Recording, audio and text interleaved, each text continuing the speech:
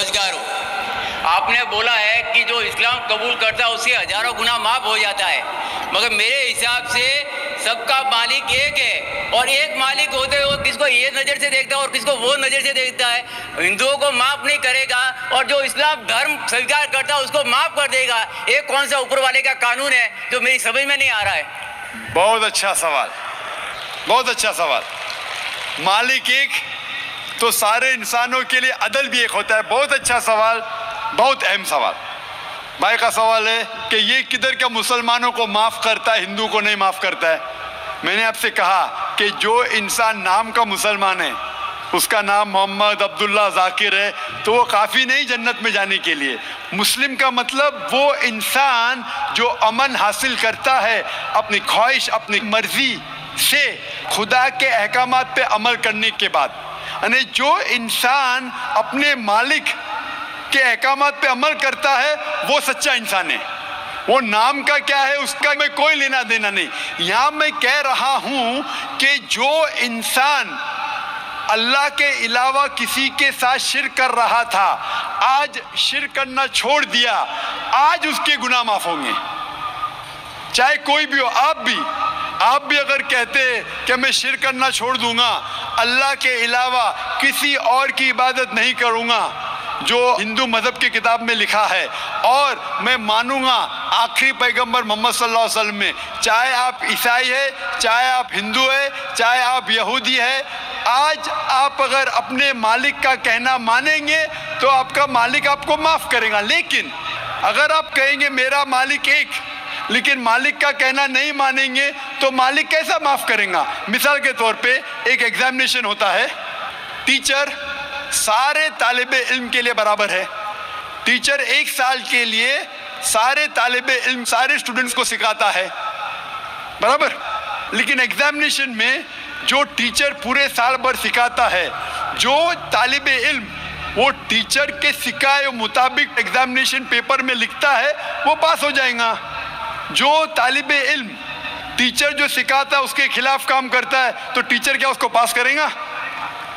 चाहे वो हिंदू, मुस्लिम हो, ईसाई हो, जो टीचर सिखाता है उसके ऊपर वो तालिबे इल्म उसके मुताबिक इम्तिहान देता है, वो पास होगा। आपका मालिक, हमारा मालिक एक है। सारी किताबों में लिखा है, हिंदू मज़हब की किताब में, यहूद मज़हब की किताब में, ईसाई मज़हब की किताब में, इस्लाम मज़हब की किताब में, सिख मज़हब की किताब में, कि मालिक एक है। मालिक के अलावा किसी की इबादत नहीं करना चाहिए, खुदा के अलावा किसी की इबादत नहीं करना चाहिए। कल मैंने फरमाया था कि उस खुदा की कोई प्रतिमा नहीं, कोई अक्स नहीं, कोई फोटोग्राफ नहीं, कोई पिक्चर नहीं, कोई बुत नहीं, कोई मूर्ति नहीं। फिर अगर आप मूर्ति देंगे तो आप मालिक का कहना नहीं मान रहे। तो अगर आप मालिक का कहना मानेंगे, आपका नाम कुछ भी हो, मोहन हो, कुछ भी हो, शंकर हो या अब्दुल्ला हो, अगर आप मालिक का कहना मानेंगे तो आप सचमुच उस मालिक के बंदे हैं। अगर आप मालिक का कहना मानेंगे तो आपके गुनाह माफ़ हो जाएंगे। तो ये अरबी में कह रहा हूँ कि मुस्लिम तो लोग को ये लफ्ज़ से नफ़रत है। अगर नफ़रत है तो मैं मुस्लिम लफ्ज़ को निकालता हूँ। मैं ये कहता हूँ जो भी इंसान अपने मालिक का कहना मानता है उसे अरबी में कहते हैं मुस्लिम। लेकिन आपको मुस्लिम शब्द से नफरत है, मुस्लिम शब्द को निकाल दो। मैं ये कहूँगा जो खुदा के अहकामात पे अमल करता है, खुदा के कलमात पे अमल करता है, ये मानता है कि खुदा एक है, उसके अलावा किसी की पूजा नहीं करना चाहिए, वो इंसान के गुनाह वो मालिक माफ़ करेगा। आप अगर मानेंगे खुदा एक है, आप मानते खुदा एक है, आप मानते खुदा के अलावा किसी और को पूजना नहीं चाहिए, मानते? हाँ क्या नहीं मानते? आप मानते बुत परस्ती गलत है, आप मानते कि मूर्ति पूजा गलत है, आप मानते कि आखिरी पैगंबर मोहम्मद सल्लल्लाहु अलैहि वसल्लम है? नहीं मानते। बोलते हैं जैसे शिव शंकर को पैगंबर बोलते हैं, जैसे साईं बाबा को ये सब जो पैगंबर हो गए, ये हर फरिश्ते ऐसे ऐसे आते गए। आपने मेरी 15 तारीख की तकरीर सुनी? मैंने नहीं सुना। मोहम्मद सल्लल्लाहु अलैहि वसल्लम का जिक्र मुख्तलिफ मजहबी किताबों में, आप कैसेट लीजिए, मेरी तकरीर है मोहम्मद सल्लल्लाहु अलैहि वसल्लम का जिक्र मुख्तलिफ मजहबी किताबों में। इसमें मैंने साबित किया हूँ कि मजहबी किताब बदलने के बावजूद सब मजहबी किताब में लिखा है कि आखिरी पैगंबर आने वाले हैं। उस आखिरी पैगंबर का नाम है मोहम्मद सल्लल्लाहु अलैहि वसल्लम। आप हिंदू मजहब से ताल्लुक रखते हैं?